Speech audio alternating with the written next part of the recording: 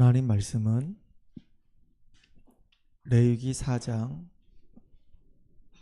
1절에서 12절까지 말씀을 같이 합독하겠습니다. 레위기 4장 1절에서 12절까지 말씀을 같이 합독하겠습니다. 여호와께서 모세에게 말씀하여 이르시되 이스라엘 자손에게 말하여 이르라. 누구든지 여호와의 계명 중 하나라도 그릇 범하였으되 만일 기름 부음을 받은 제사장이 범죄하여 백성의 허물이 되었으면 그가 범한 죄로 말미암아 흠없는 숫송아지로 속죄 제물을 삼아 여호와께 드릴지니 그 숫송아지를 회막문 여호와 앞으로 끌어다가 그 숫송아지의 머리에 안수하고 그것을 여호와 앞에서 잡을 것이요 기름 부음을 받은 제사장은 그 숫송아지의 피를 가지고 회막에 들어가서 그 제사장이 손가락에 그 피를 찍어 여호와 앞 곧 성막의 휘장 앞에 7번 뿌릴 것이며 제사장은 또 그 피를 여호와 앞 곧 회막 안 향단 뿔들에 바르고 그 송아지의 피 전부를 회막 문 앞 번제단 밑에 쏟을 것이며 또 그 속죄 제물이 된 수송아지의 모든 기름을 떼어낼지니 곧 내장에 덮인 기름과 내장에 붙은 모든 기름과 두 콩팥과 그 위에 기름 곧 허리 쪽에 있는 것과 간에 덮인 꺼풀을 콩팥과 함께 떼어내되 화목제 제물의 소액에서 떼어난 같이 할 것이요 제사장은 그것을 번제단 위에서 불사를 것이며 그 수송아지의 가죽과 그 모든 고기와 그것의 머리와 정강이와 내장과 똥 곧 그 송아지의 전체를 진영 바깥 재버리는 곳인 정결한 곳으로 가져다가 불로 나무 위에서 사르되 그 재버리는 곳에서 불사를 지니라. 아멘.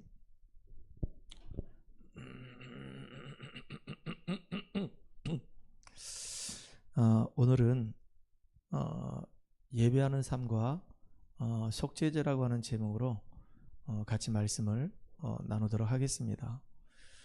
우리 옆 사람하고 같이 인사합시다. 당신은 복의 근원입니다. 한 번 더 인사합시다. 정말로 예배에 승리하는 인생 됩시다. 우리가 레위기를 이제 하나씩 살펴보고 있습니다. 레위기를 통해서 저와 여러분이 하나님 앞에서 참된 예배가 온전하게 회복되는 시작이 되기를 주의 이름으로 축복합니다. 제가 속초에서 12년 동안 부교육자 생활을 했습니다. 속초하고 덕평하고는 좀 거리가 좀 멀죠. 1년에 한 번씩 이렇게 화요 집회가 있고 예전에는 또 지교회 집회도 이렇게 있었습니다. 그러면 벌써 지금부터 한 20년 전 얘기거든요. 그때 당시는 지금처럼 이렇게 도로가 잘 이렇게 뚫리지 않았단 말이에요. 막 이제 그 고속도로 공사하는 중이었고 길이 막 복잡했고 막 꼬불꼬불했었어요. 그러니까 덕병이라든가 아니면 그 강서로에 있는 예원교회 가서 집회에 참석하려면은 새벽 일찍 새벽 기도회 끝나고 바로 이제 밥 먹고 출발해야 되는 겁니다. 그렇게 출발해야지만이 오전 10시 반에 이제 예배를 드릴 수 있는 거예요. 그리고 이제 점심 먹고 오예배 드리고 그다음에 좀 쉬었다가 이제 저녁에 이제 직장인들이 퇴근하고 오게 되면 또 직장인들도 이제 그 예배에 참석해야 되니까 지교회 집회라고 그래가지고 밤 7시에 이제 하는 집회가 있단 말이에요. 그럼 그 집회도 참석하면서 은혜를 받는 겁니다. 그걸 다 끝나고 나면 거의 9시쯤 돼요. 그러면 이제 그 서울에 있는 예원교회에서 이제 속초로 출발하는 겁니다. 그럼 2시간 넘게 또 운전해서 오는 겁니다. 아침에 이제 새벽에 일어나가지고 설악동까지 막 차량 운행을 막 하고 성도들 모시고 와서 새벽 기도하고 그리고 성도들 다 데려다 주고 대충 이제 씻고 밥 먹고 이제 서울로 갔다가 하루 종일 말씀 듣고 은혜 받고 그리고 또 저녁에 끝나고 나서 또 차를 운전해서 또 속초까지 이렇게 오는 겁니다. 그러면요 집에 도착하면 거의 뭐 12시쯤 됩니다. 그럼 거의 이제 녹초가 되거든요. 다음날 이제 새벽 기도회가 있는데 마음에 너무 힘든데 새벽 기도 좀 쉬었으면 좋겠다. 그런데 차량 운행할 사람이 없는 거예요. 대체자가 없는 겁니다. 뭐 교육자들 담임 목사님하고 저하고 그다음에 이제 우리 전도사들 몇 명하고만 집회를 갔다 왔기 때문에 나머지 분들은 집회를 못 갔거든요. 이분들은 항상 새벽 기도에 가신단 말이에요. 근데 내가 차량 운행 안 하면 이분들은 새벽에 나왔다가 20분이고 30분이고 기다리다가 이제 안 오면 이제 집으로 가시는 겁니다. 그러니까 미리 사전에 연락도 못 했고 아차 싶은 거 있죠. 그래가지고 3시간 자고 일어나가지고 새벽 기도에 차량 운행을 하러 가는 겁니다. 쭉 가는데 몸은 되게 피곤한 데 있죠. 가니까 성도들이 나와 있는 거예요. 나이 많으신 우리 권사님들이 다 나와 계시는 거예요. 그 새벽 기도 하시겠다고 다 나와 계시는 거예요. 우리 새벽 기도에 5시에 있거든요. 그럼 제가 차량 운행을 4시 20분, 4시 30분에 이제 쫙 가는 겁니다. 그럼 쭉 돌면서 한 분 한 분 이제 스타렉스에 다 태우고 모시고 와요. 그리고 목사님은 이제 새벽 기도 못 하신다고 하셨으니까 바로 신학교로 가셨으니까 제가 이제 새벽 기도 인도하는 겁니다. 그럼 제가 마음에 딱 결정을 한 게 있었어요. 그래, 내가 아무리 피곤해도 새벽 제단 앞에 서서 하나님께 예배드리는 것이다. 이 생각이 굉장히 많이 들었었어요. 그리고 제가 이제 교회 개척을 했잖아요. 개척을 했는데 예배를 드리다 보니까 처음에는 예배 드리는 사람이 없는 겁니다. 이제 우리 가족들하고 주로 예배 드리는 거예요. 나하고 우리 집사람하고 이제 미연이하고 미애하고 이 4명이 예배 드리는 겁니다. 처음에는. 근데 미연이도 뭐 바쁘다고 빠지고 미애도 뭐 어디 간다고 빠지고 그러면 나하고 우리 집사람하고 둘이 예배를 드려야 되는 거예요. 그러면 수요일날도 나하고 집사람하고 예배 드리고 금요일날도 나하고 집사람하고 예배 드리고 새벽에도 나하고 집사람하고 예배 드리고 항상 나하고 집사람하고 둘이서 이렇게 해서 예배를 드리는 겁니다. 나중에는 어떤 일이 생기냐면 매너리즘에 빠져버려요. 늘 집사람만 나오고 늘 계속 예배를 드리다 보니까 예배의 중요성을 놓쳐버리는 겁니다. 그냥 뭐라고 얘기해야 될까요? 형식적인 예배가 되고 그냥 종교적인 예배가 되고 그렇게 때우는 예배가 되는 거예요. 그러다 어느 날 이제 나이 많으신 이제 장로님들 우리 교회 오시고 뭐 권사님도 오시고 막 그러더니 새벽 기도 하자고 막 그러는 겁니다. 그 전까지 새벽 기도 안 했거든요. 왜냐면 새벽 기도 해봐야 뭐 나 혼자 나와 있으니까 집사람도 학교 가서 이제 막 이렇게 근무하고 애들하고 막 이렇게 공부하고 하다 보면 피곤하잖아요. 그럼 못 나와요. 그럼 나 혼자 서가지고 혼자서 설교할 수도 없고 그래 여기 앉아가지고 혼자 기도하고 막 그랬다니까요. 근데 그렇게 하다 보니까 힘이 다 빠지는 거예요. 뭐 새벽 기도 해봐도 뭐 아무도 없고 나 혼자 하다 보니까 지치고 에이 새벽 기도 접어버려. 그리고 한 1년 2년 안 했다니까요. 근데 이제 장로님이 오시고 권사님이 오셔가지고 새벽 기도 하자는 거예요. 근데 막상 새벽 기도 하려니까 안 하다가 하려니까 이게 되게 힘든 거 있죠. 그래가지고 진짜 새벽 기도 하는데 거의 뭐 그 새벽 기도 처음 했던 그날은 하루 종일 막 비몽사몽이었다니까요. 정상적인 삶을 살 수가 없는 거예요. 졸려가지고. 그런데 이게 쌓이는 거예요. 계속 하루하루 이렇게 예배드리고 하나님께 예배드리고 하다 보니까 이제는요 내 중심이 바뀌어지기 시작했어요. 내 이 생각이 바뀌어지기 시작했어요. 내가 하나님 앞에 서는 이 시간이 정말로 축복의 시간이구나. 내가 예배드리는 이 시간은 진짜 하나님이 정말로 기뻐하는 시간이구나. 이렇게 내 마음과 이 생각이 달라지기 시작한 겁니다. 한 번은 속초에서 이렇게 제가 부교육자다 보니까 예배를 다 참석해야 되잖아요. 예배를 참석하다 보니까 뭐 본의 아니게 우리 성도들 이렇게 쭉 다 이제 보게 되는 겁니다. 보게 되는데 저는 주일날 제가 부교육자였기 때문에 맨 뒤에 가서 예배를 드렸어요. 그러니까 예배를 드리다 보니까 집중이 안 되는 거예요. 앞에 이제 성도들의 머리가 이렇게 쭉 있잖아요. 그러니까 뭐 이렇게 머리 긁고 뭐 막 옆에 뭐 물건 꺼내고 막 고개 돌리고 왔다 갔다 하고 막 그러니까 목사님만 딱 바라봐야 되는데 내 중심이 자꾸 흔들리는 겁니다. 머리 흔들리는 것 때문에. 그래서 내가 목사님께 말씀을 드렸어요. 목사님, 제가 맨 앞자리 가서 예배드리면 안 되겠습니까? 주일날만이라도 내가 정말로 예배드려야 되겠습니다. 온전하게 은혜 받아야 되겠습니다. 그랬더니 목사님이 그렇게 하라고 그래서 제가 속초에 가서 부임하고 나서 얼마 안 있다가 거기서 제가 사임하고 나올 때까지 거의 12년 동안은 항상 내 자리는 맨 앞자리에 있었어요. 이 자리. 항상 이 자리에 있었어요. 목사님을 딱 바라보고 앞에 아무것도 없어. 목사님만 딱 바라보는 거야. 목사님 입만 쳐다보는 거예요. 그 입에서 나오는 말씀만 듣는 거예요. 그러면서 계속 제가 은혜를 받았어요. 그런데 놀라운 게 뭐냐면 하나님은 내 중심을 아시더라고요. 솔직히 그때는 내 개인적으로 참 힘들고 어려운 상황이었기 때문에 내가 하나 앞에 서서 말씀을 듣는데 하나님이 나에게 필요한 말씀을 주세요. 어떤 때는 성경 말씀을 읽다가 거기서 은혜가 막 임하고요. 어떤 때는 목사님의 입술을 통해서 나오는 한 단어가 막 내 이 심령을 막 뒤흔들고요. 어떤 때는 이 메시지 전체가 굉장히 나에게 막 감동이 되기도 하고요. 막 다양한 방법으로 하나님이 내게 은혜를 주시더라고요. 저는 그때 알았었어요. 아, 목사님이 설교를 잘한다 못한다 이게 중요한 게 아니라 내가 정말로 하나 앞에 서서 내 중심을 하나님께 드릴 때 하나님은 나에게 필요한 말씀을 공급해 주시는구나 라는 걸 발견하기 시작했어요. 제가 목사님께 목사님 제가 오늘 목사님 설교를 통해서 굉장히 은혜 받았습니다. 부목사가 담임 목사님한테 그렇게 말했더니 목사님이 되게 좀 머쓱했나 봐요. 그러니까 아무 얘기 안 하고 좀 가만히 계시더라고요. 하나님의 은혜지. 이렇게 하시는 거예요. 근데 목사님도 그런 말씀 하시더라고요. 나도 설교를 열심히 준비했는데 막상 당에 서서 말씀을 전하다 보면은 본인의 마음에 안 찰 때가 있다는 거예요. 근데 하나님 주권을 믿는다는 겁니다. 하나님이 필요하시기 때문에 그 말씀을 주셨다는 거예요. 본인이 준비했던 말씀이 아니고 다른 말씀이 나갈 때도 있다는 거예요. 근데 저도 설교를 하다 보니까 그렇더라고요.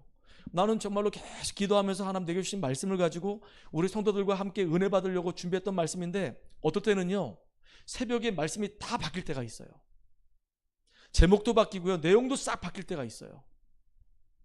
참 희한한 일을 경험했어요. 그리고 설교 자리에 떡 서가지고 말씀을 전하시는데 내가 준비했던 말씀이 아니라 하나님이 나를 붙잡고서 막 말씀을 막 하나님이 하시는 그런 시간도 있었단 말이에요. 그래서 설교는 하나님이 목회자 입을 통해서 우리 성도들에게 주시는 것이구나. 그래서 진짜 우리가 예배 드릴 때 내가 목사님 앞에서 목사님 말씀을 듣는 것이 아니고 하나님의 말씀을 하나님의 음성을 듣는 시간이구나. 그러니까 내가 어떤 마음의 준비를 가지고 예배 드리냐에 따라서 하나님은 나에게 필요한 말씀을 공급해 주신단 말이에요. 정말로 여러분들 정말로 하나 앞에 서서 예배에 승리하는 예배의 축복 누리는 축복의 증인 되기를 주의 이름으로 축복합니다. 그 제가 이제 모든 예배를 참석하니까 어떤 분이 예배를 참석하고 어떤 분이 예배를 참석 안 하는지 알잖아요. 근데 말을 할 수가 없잖아요. 집사님 왜 예배 못 오셨어요? 권사님 왜 예배 못 오셨어요? 이렇게 얘기를 안 한단 말이에요. 왜냐하면 그 말 한마디가 혹시라도 그분에게는 이게 시험거리가 될 수 있고 상처가 될 수 있기 때문에 본인도 예배 오고 싶은데 사정이 생겨서 못 올 수 있으니까 그래 저분을 놓고 내가 그냥 기도만 해야 되겠다. 기도하는 겁니다. 근데 제가 본 게 있어요. 참 공교롭게도 거의 이게 비슷해요. 나름대로 신앙생활 잘했던 분이요 어느 날 갑자기 예배가 안 되는 거예요. 근데 예배가 안 되는 순서가 있더라고요. 금요 기도부터 안 나오기 시작합니다. 그래서 수요 예배 안 나와요. 그 새벽 기도 안 나와요. 주일 저녁 예배 안 나와요. 주일 오전 예배만 계신 이렇게 예배 드리는 거예요. 아차 싶은 거예요. 저분이 저렇게 예배의 축복을 못 누리면은 저분의 삶은 도대체 어떨까? 내가 정말로 예배의 은혜 속에 있지 않으면 내 마음과 이 생각은 다른 데 집중하게 돼 있어요. 다른 것을 하게 돼 있단 말이에요. 우리가 하나님을 향해서 하나님께 집중해야 될 그 시간에 우리가 다른 거 한다니까요. 우리가 24시간 늘 하나님만 바라보라 그런 얘기가 아니잖아요. 하나님께 정해진 시간이 있는데 예배 드리는 시간이 있는데 공예배가 있는데 그 시간에 내가 예배를 안 드리면 그 시간에 내가 딴짓한다니까요. 내 마음과 생각이 세상을 향해 빼앗겨 있다니까요. 그러면 시간이 지나면 지날수록 나는 내 매일의 삶이 이상하게 실패하는 삶이 돼요. 응답을 확인하고 영적인 힘을 얻는 삶이 아니고 하루하루가 의미가 없는 삶으로 바뀌어져 간단 말이에요. 그러니까 허무한 인생이 되는 겁니다. 방황하는 인생이 되는 거예요. 갈등하고 시달리는 인생이 되는 겁니다. 예배의 축복을 못 누리게 되면 점점점 내 인생은 이렇게 갈급해지는 인생이 되는 거예요. 근데 예배를 회복하는 순서를 보니까 또 주일 예배, 오전 예배 드리고 춤을 얻으니까 또 오후 예배 참석하고 그 다음에 또 힘을 얻으니까 이제 수예배 오시고 그리고 이제 새벽 기도에 도전하시고 금요 기도에 오시더라고요. 이렇게 예배가 회복되는 모습 보니까 얼굴이 달라져요. 얼굴에 이 빛깔이 달라져요. 왜냐하면 계속 말씀의 이 은혜 속에 있으니까, 말씀을 계속 놓치지 않고 있으니까, 하나님과 늘 함께하는 삶을 사니까 예배의 축복이 회복되니까 이분이 힘을 얻기 시작하는 거예요. 아, 진짜 예배의 축복을 회복하는 것은 모든 것을 회복하는 것이고, 우리 인간이 할 수 있는 가장 아름다운 행위가 정말로 예배구나 라는 것들을 우리가 확인하게 돼요. 여러분, 정말로 여러분의 인생이 예배에 승리하는 축복된 인생 되기를 소망합니다. 저는요, 딸을 셋을 둔 아빠예요. 나는 우리 아이들에게 정말로 남길 유산이 있단 말이에요. 만약에 제가 사업을 했다고 한다면 돈을 많이 벌었겠죠. 돈을 많이 벌어가지고 우리 자녀들에게 어차피 사회생활을 할 때 그냥 바닥부터 시작하는 것보다는 어느 정도 이제 기반을 만들고, 그렇게 기반 안에서 시작하면 힘있게 출발할 수 있으니까, 출발점이 다르니까 내가 그동안 쓰지 못하고 아꼈던 그 재산들을 우리 후대들에게 남겨주겠죠. 근데 가만히 제가 생각해 봤습니다. 나쁜 건 아닌데 우리 자녀들에게 이렇게 유산을 남겨주는 거, 이 재물을 남겨주는 거, 경제의 축복을 우리 자녀들에게 나눠주는 거 좋은 거긴 한데요, 가만히 생각해 보니까 그게 잘못하면은 독약이 될 수도 있겠다 라는 생각이 들어요. 그래서 우리 자녀들이 경제적인 축복도 중요하지만 더 중요한 게 영적인 축복을 우리로 만들어줘야겠구나. 영적인 유산을 우리 자녀들에게 물려주는 것이 너무너무 소중하구나. 우리 자녀들이 성공할수록 제가 우리 자녀들이 어릴 때부터 계속 공부 잘할 수 있도록 얼마나 많이 도와주는지 모릅니다.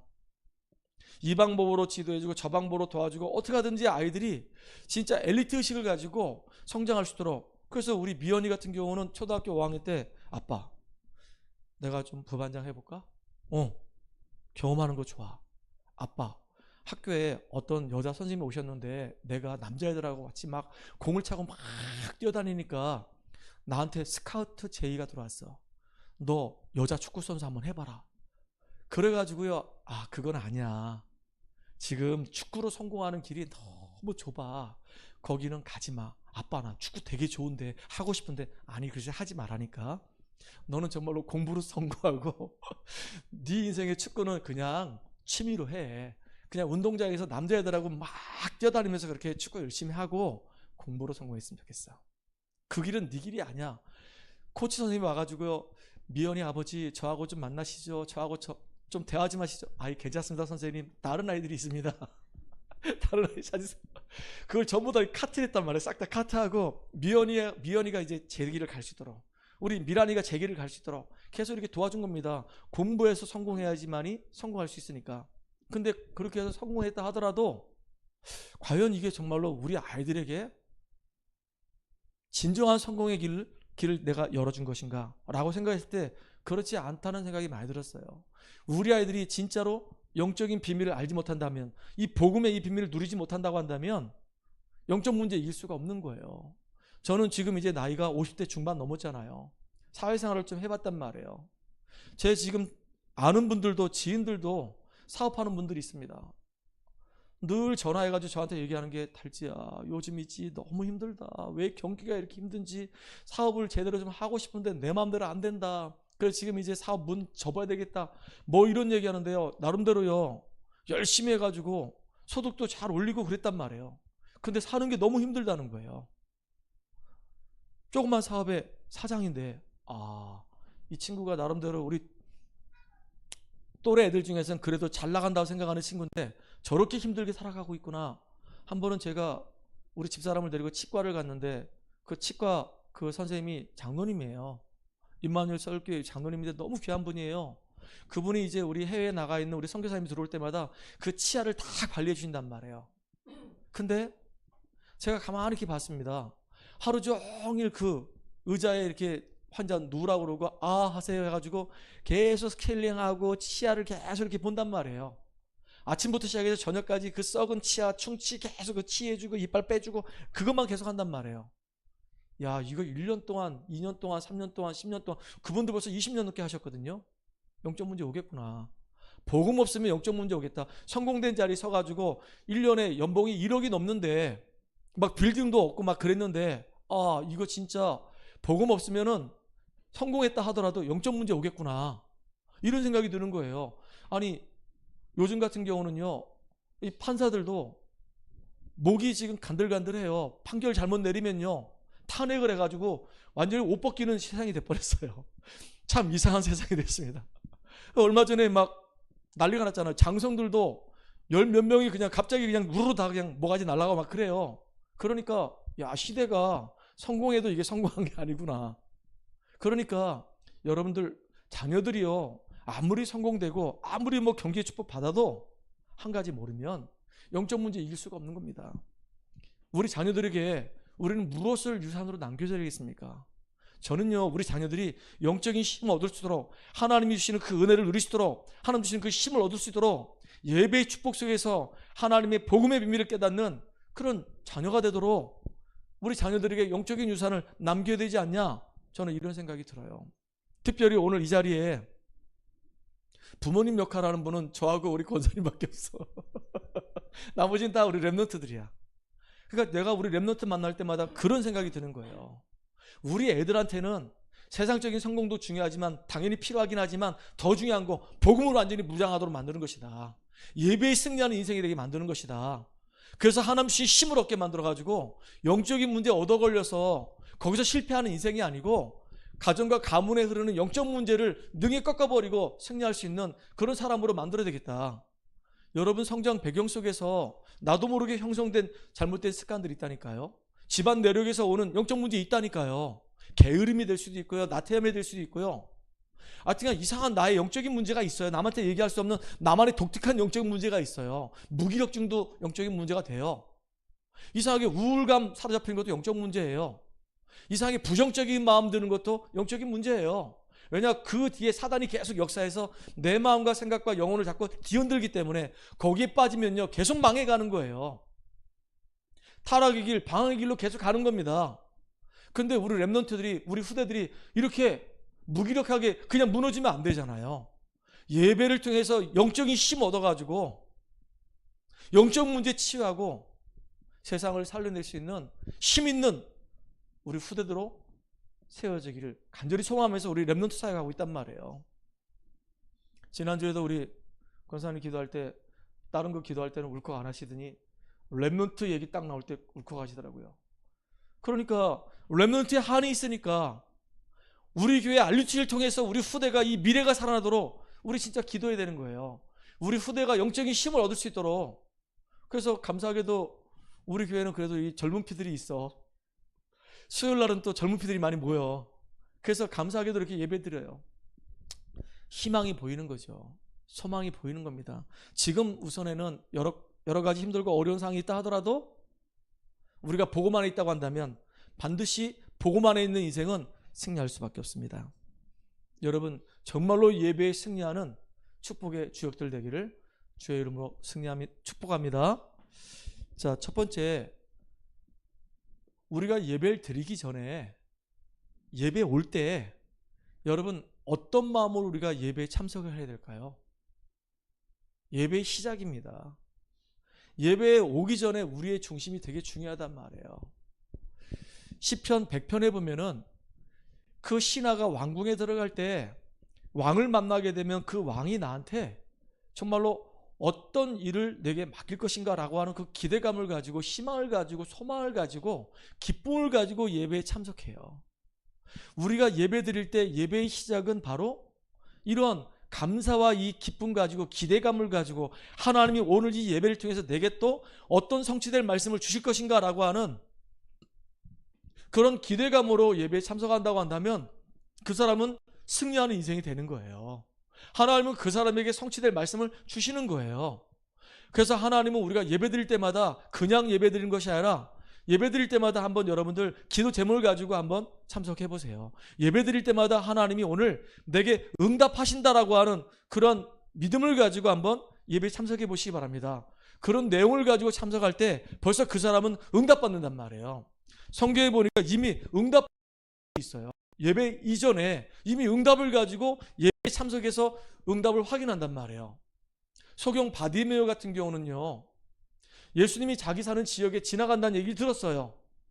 그러니까 예수님 만나기 전에 이 소경 바디메오의 이 중심은 어떤 중심이었냐? 내가 오늘 저 예수님 만나면 내 인생 문제 끝난다. 라고 하는 기도 제목과 분명한 믿음을 가지고 예수님께 나아갔단 말이에요. 그래서 예수님 앞에서 다윗의 자손 예수여라고 막 간절하게 막 외치는 겁니다. 나 좀 돌아보라 이거죠. 내가 여기 있다 이거죠. 사람들이 막 웅성웅성하는 그 소리를 듣고 그쪽을 향해서 장님이니까 앞을 못 보잖아요. 그러니까 이제 다윗의 자손 예수여라고 하면서 막 과물 지르는 겁니다. 사람들이 시끄럽다고 조용하라고 얘기하고 예수님의 제자들마저도 떠들지 말고 좀 조용하라고 막 얘기할 때 더 크게 막 소리 지르는 겁니다. 그때 예수님이 이 소경 바디메오 만나서 바디메오의 인생 문제가 해결돼 버려요. 그 영혼이 구원받고 눈도 이제 보게 되는 일이 벌어지는 겁니다. 벌써 이 소경 바디메오는요, 예수님 만나기 전에, 예배드리기 전에 분명한 자기는 응답을 딱 가지고, 기도 제목을 가지고 예수님 만나서 응답을 확인했단 말이에요. 여러분, 우리가 예배드리기 전에 분명한 기도 제목을 가지고 응답을 가지고 예배드리면서 응답을 확인하는 그런 예배가 되기를 주의 이름으로 축복합니다. 혈류증 여인이 그랬어요. 우리 이제 오후 예배 때는 누가복음을 쭉 보잖아요. 누가복음에도 혈류증 여인 얘기 지난번에 했었거든요. 이 혈류증 걸린 여인도 마찬가지예요. 예수님이 자기가 사는 동네에 지나간다는 얘기를 들었어요. 그런데 예수님의 옷자락이라도 만지면 자기가 나음을 입을 거라고 하는 믿음이 있었단 말이에요. 그러니까 예수님 만나러 가기 전에 내가 예수님 만나면 진짜 그동안 12년 동안 고통당했던 이 혈루의 근원이 마르고 내 질병이 떠나간다라고 하는 그 믿음 가지고 예수님께 나아가서 옷자락 만지니까 예수님의 능력이 쑥 빠져나가면서 그 여인에게 있는 12년의 그 고통이 해결돼 버렸단 말이에요. 참 희한하죠.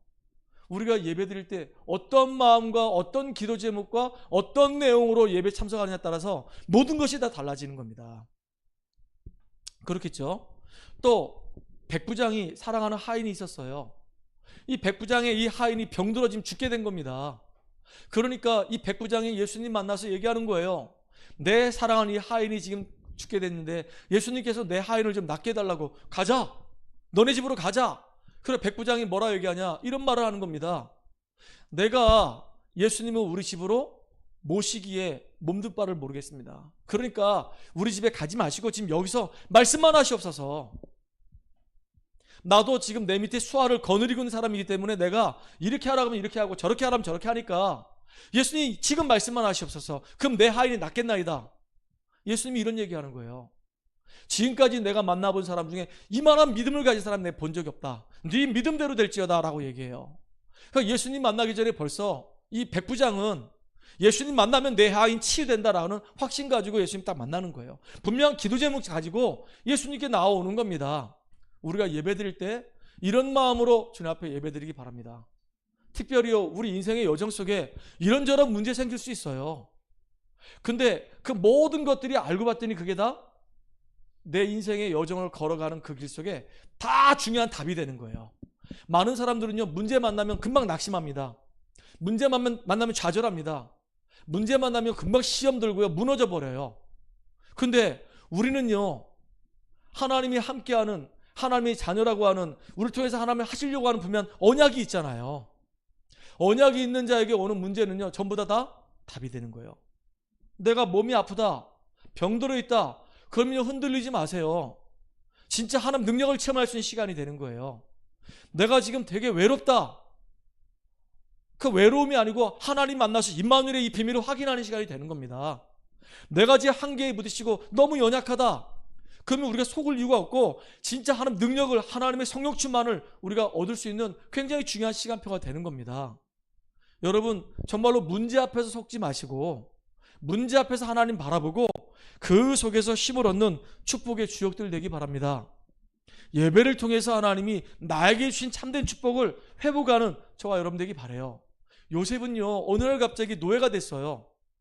근데 평상시에 늘 예배 속에 있었기 때문에 노예로 가는 요셉은요, 그 노예라고 하는 그 환경 때문에, 노예라고 하는 그 현실 때문에 속지 않았어요. 하나님이 결국은 내 꿈대로 애굽으로 나를 인도해 가시는구나 라고 생각했다니까요. 노예가 지금 문제가 아니고 노예라고 하는 그 길이, 하나님이 정말로 내 꿈을 이루시는 복음하기 위해서 나를 인도해 가시는구나 라고 답을 찾아내기 시작했어요. 축복을 찾아내기 시작했어요. 나중에 누명을 썼잖아요. 감옥 갔잖아요. 그때 요셉이 이런 마음을 갖는 거예요. 내가 만약에 보디발 집에 평생 동안 가정총무로 있으면 세계복음할 수 없는데 하나님이 이제 결국은 이 보디발 집에서 나를 건져내셔가지고 하나님의 언약을 이룬 자리로 나를 인도해 가시는구나 라고 답을 찾아내버린 거예요. 그러니까 요셉은 아무것도 문제되지 않아. 나에게 주신 하나님의 축복을 예배 속에서 다 찾아내는 거예요. 여러분들 진짜 예배 드리기 전에 여러분의 진짜 이 중심이 어떤 중심이냐, 참된 기도 제목과 믿음 가지고 예배에 참석하고 이 예배를 통해서 여러분의 문제가 답으로 바뀌어지고 하나님의 축복을 확인하는, 예배에 승리하는 축복의 증인들 되기 바랍니다. 오늘 우리가 레위기 4장을 읽었어요. 1장은 번제를 얘기하고 2장은 소제를 얘기하고 3장은 화목제를 얘기했습니다. 1장의 이 번제는 바로 예수 그리스도를 얘기하는 거예요.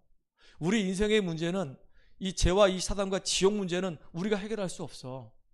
진짜 번제, 희생 제물이 아니고는 도저히 해결할 수가 없는 거예요. 그래서 하나님은 우리의 모든 죄와 저주와 이 사단의 문제를 해결하기 위해서 독생자 예수를 이 땅에 보내주셨고 십자가에 못 박혀 죽게 하셨고 그분을 부활하게 하셨단 말이에요. 죽은 자 가운데서 그냥 놔두지 아니하시고 3일 만에 다시 살게 하셔가지고 우리의 구주가 되게 하셨단 말이에요. 그 예수를 믿는 우리가 이제 구원받고 구원받은 그 은혜에 감사해서 우리가 하나님께 감사로 예배를 드리는 거예요. 그렇잖아요. 그리고 하나님이 그리스도 예수 안에서 우리를 화목하게 해주셨어요. 원래는 원수되었는데 원수된 우리들을 화목하게 할 수 있도록 그리스도가 이 땅에 오셔서 화목 제물이 되셨고 중보자가 되셨고 이제 우리에게 화목케 하는 자의 역할을 감당케 하신 것입니다. 참 감사하죠. 그러면 오늘 이 속죄제는 도대체 뭐냐? 구원받았는데 하나님이 자녀가 됐는데 이 땅을 살아가는 동안에 우리가 실수해요? 실수하지 않아요? 실수해요. 우리도 범죄해요. 죄악 가운데 빠져요. 오늘 우리가 본문을 다 읽지 않았지만 레위기 4장을 읽어보면요, 제사장도 범죄하거든. 숫송아지를 하나님께 제물로 드리라는 겁니다. 그 머리 위에 안수하고 그 목을 따서 그 피를 제단불에 바르고 회막 안에 들어가서 회막문 그 휘장에다가 이렇게 7번 피를 뿌리고 그 향단불에다가 이렇게 피를 바르고 그 다음에 문 밖에 나가가지고 전부 다 내장부터 시작해서 다 불로 태워가지고 하나님께 번제를 드리라는 겁니다.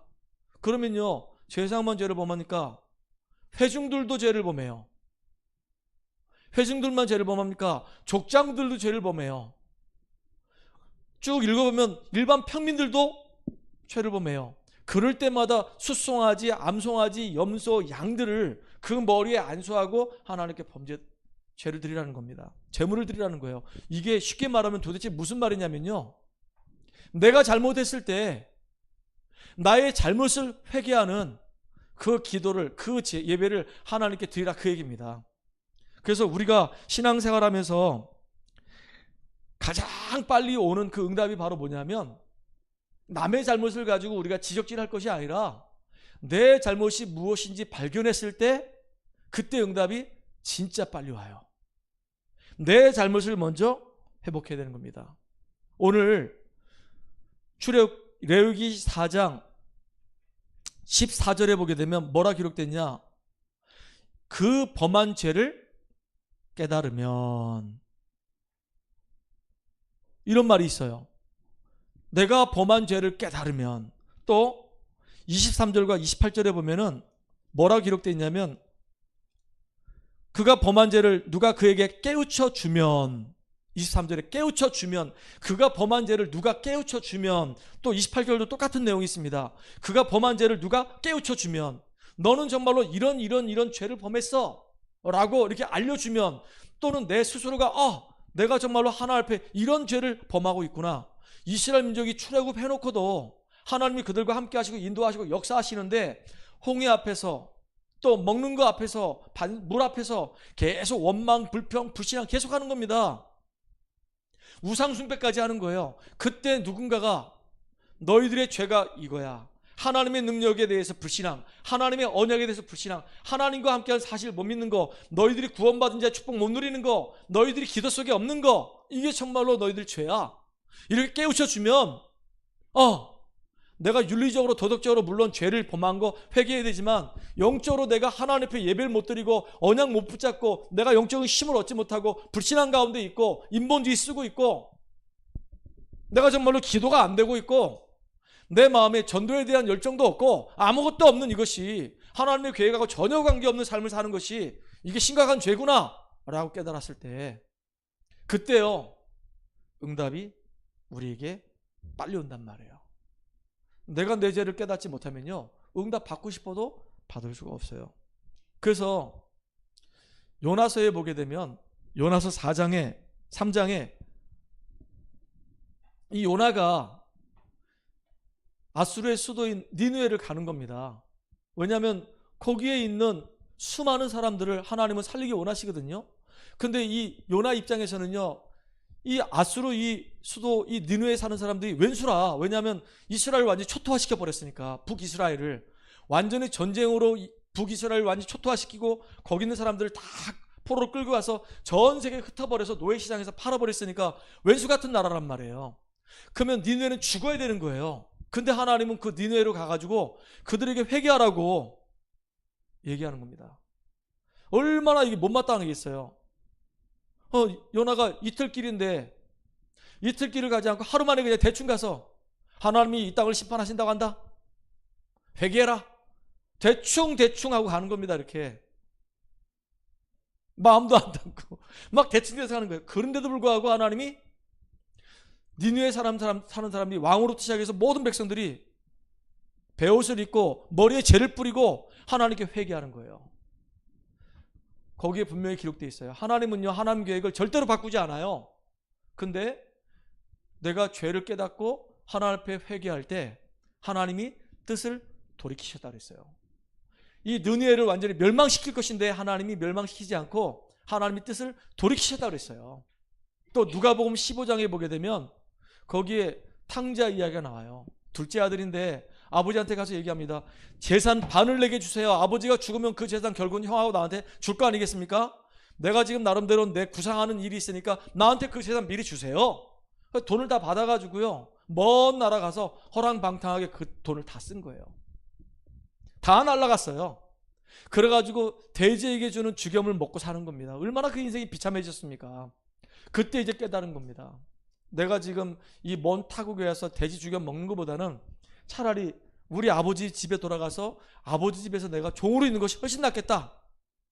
그걸 깨닫고요 돌아오는 겁니다. 돌아오는데 아버지는 그 집 나간 자식이 돌아오기를 눈이 빠지게 기다리는 거예요. 멀리서 보니까 저기 그지가 하나 오는데 내 아들이거든요. 그러니까 신발도 안 신고 맨발로 뛰어가서요 그 아들을 끌어안고 잘 왔다고 얘기하고요. 너는 이제 내 종이 아니고 아들이라 얘기하고요. 짐승을 잡아가지고 잔치를 베풀고요. 반지를 빼가지고 막 손에 껴주고 막 난리가 난 겁니다. 이게 하나님의 사랑입니다. 하나님 사랑을 표현한 거거든요. 하나님은 지금도 우리가 이렇게 회개하고 돌아오기를 하나님이 기다리는 겁니다.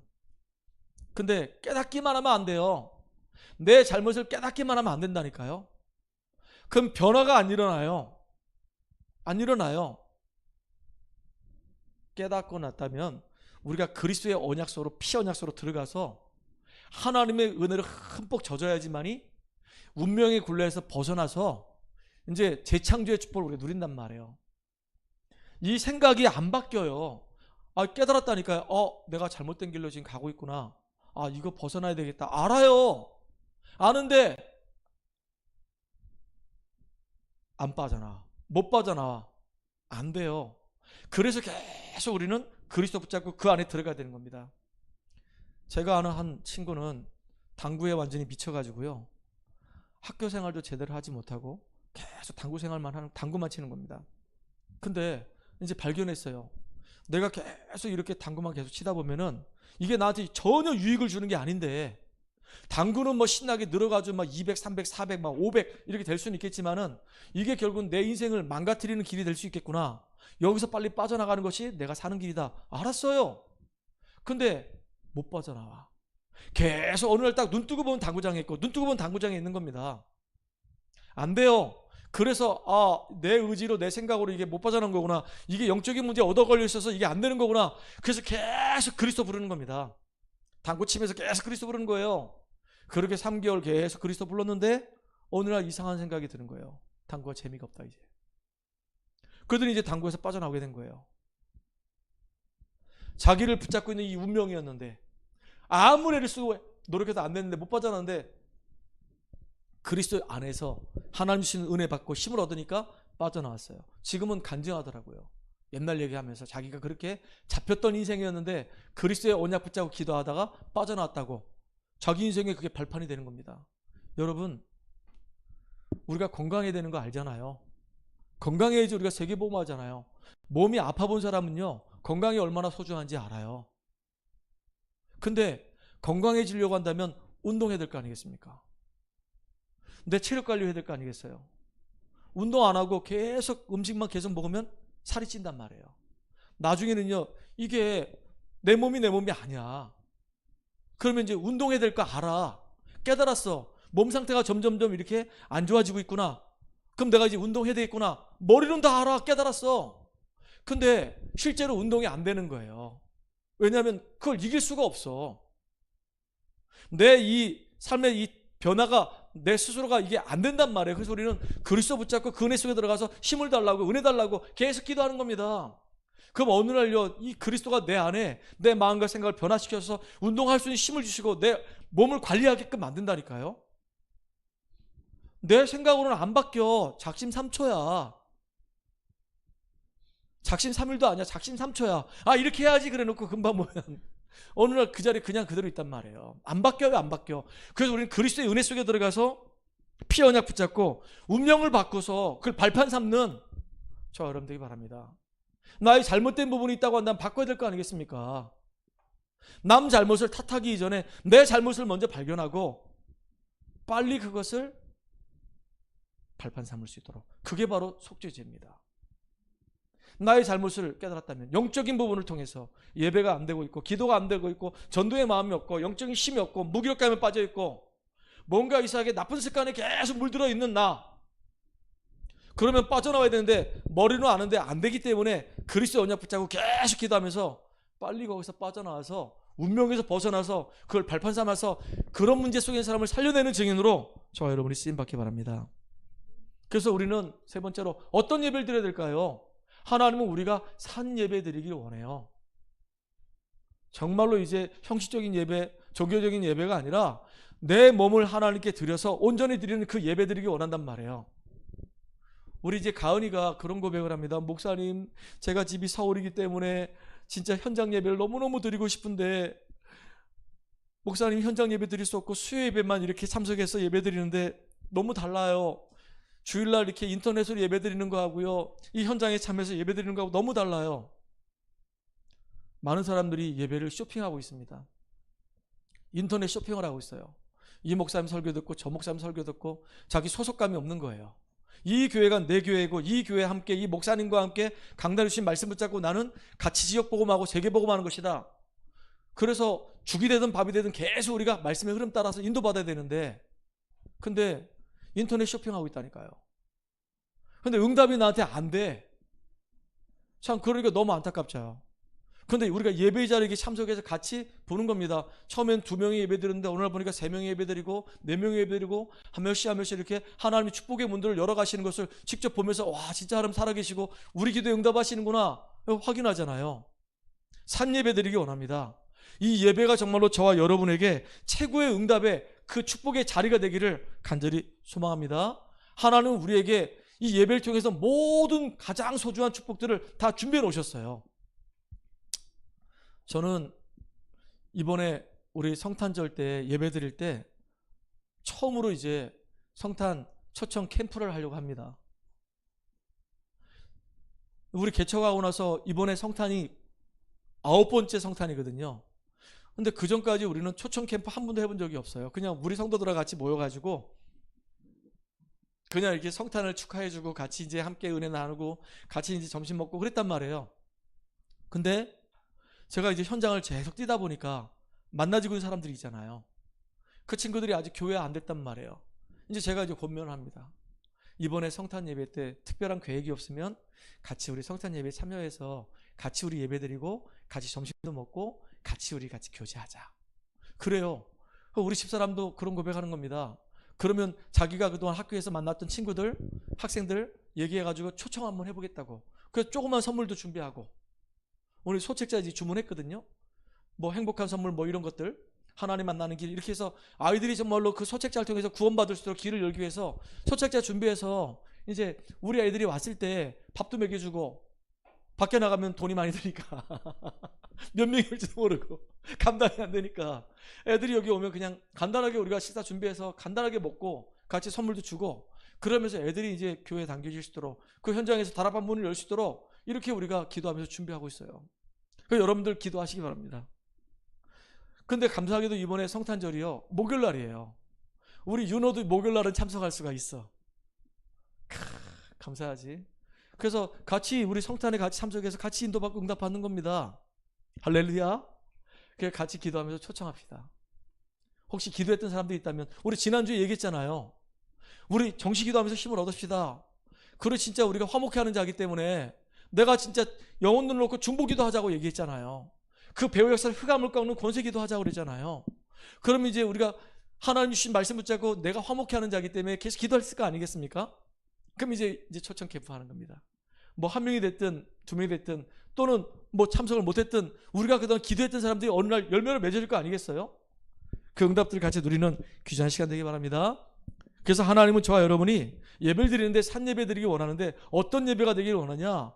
진짜 하나님이 온전하게 예배 드릴 수 있도록 성막을 허락하셨어요. 성막에서 예배 드리다가 하나님의 은혜로 충만해지길 원하는 겁니다. 그래서 여러분 성막에서 하나님의 임재를, 하나님의 은혜를, 성령 충만을 회복해가지고 그것이 여러분의 하는 일 속으로, 그 은혜가 여러분이 하는 그 삶 속으로 이게 쭉 전달되기 원하는 거예요. 그래서 성막에서 하나님 받은 그 은혜가 발목을, 이게 무릎을, 이게 허리를, 이게 목을, 이게 치고 넘어서 결국은요 전 땅으로 흘러 들어가서 다 살려내는 예배가 되길 원합니다. 내가 살고 내가 힘을 얻고 나의 가정과 나의 현장에 나의 후대들이 이 복음의 은혜 속에 쫙 스며들 수 있도록 그런 산예배 드리는 우리가 되기 바라요. 그러면요 여러분의 미래가 보인단 말이에요. 야, 진짜 하나님께서 우리 교회를 이렇게, 나를 이렇게, 우리 가정을, 우리 후대들을 이렇게 사용하시겠구나라고 하는 이 미래가 보인단 말이에요. 그럼 소망과 희망이 생길 거 아니겠습니까? 이게 얼마나 감사하냐고요. 그래서 진짜 여러분들 결론적으로 예배에 승리하게 되면요, 어느 날 매일매일의 삶이 응답의 자리가 돼요. 실패하는 자리, 허무한 인생이 아니고 매일매일의 삶이 은혜 속에서 하나님과 함께하는 임마누엘 축복 누리면서 영적인 힘을 얻고 복음이 하나씩 하나씩 각인되는 그 응답의 자리가 된다니까요. 그럼 하루하루가 성공하잖아요.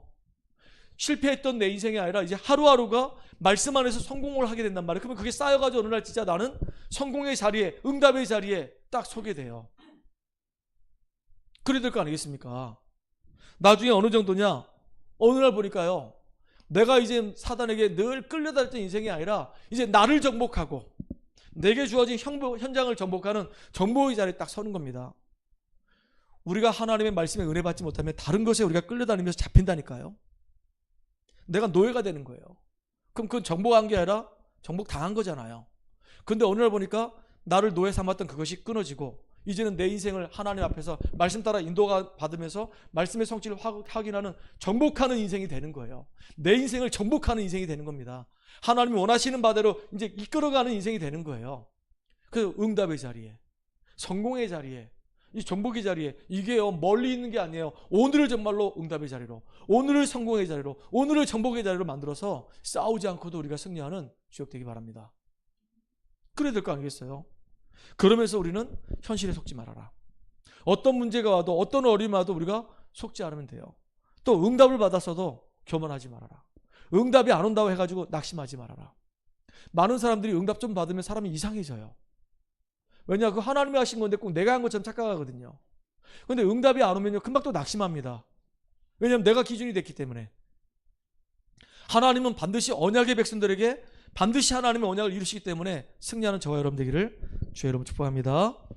하나님 감사합니다. 우리의 인생이 정말로 예배에 승리하는 삶이 되는 인생 되게 하여 주시옵소서. 복음 안에서 나를 발견하게 하시고 나의 잘못을 복음의 능력으로 치유되어져서 이제 내 삶을 이끌어가는 말씀 따라 인도받아가는, 그래서 응답과 성공과 정복의 자리에 서는 축복의 주역으로 쓰임받게 하여 주시옵소서. 우리 후대들에게 믿음의 유산을 남길 수 있는 증인 되게 하여 주시옵소서. 예수님의 이름으로 감사하며 기도합나이다. 아멘. 찬송가 540장입니다.